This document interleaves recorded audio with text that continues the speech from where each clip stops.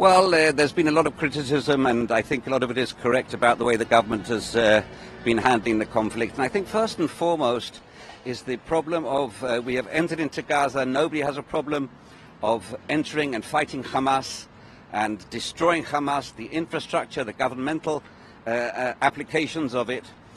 But what we need, and which the government hasn't supplied, is an exit strategy.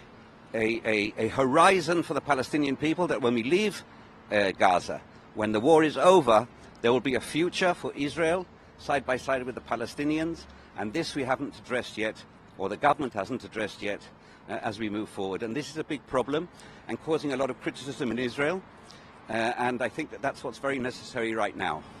So, how do you think the international community view this conflict?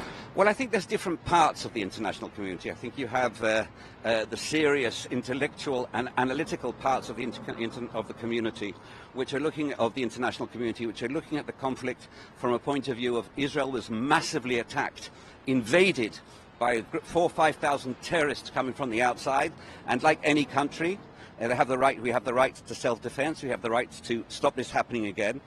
Basically the same way that if 5,000 people marched into India from Pakistan and started murdering, raping and pillaging villages or people around that area, India would certainly have the right to exist, and I think that the international community largely understands that.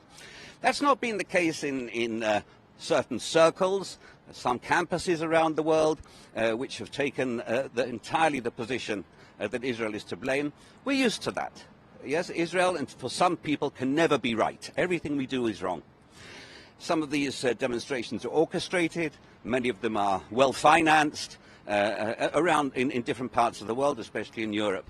But I think in general, the journalists, the academics, those who are really looking for analytical truth, understand our rights to fight back, understand our rights to defend ourselves.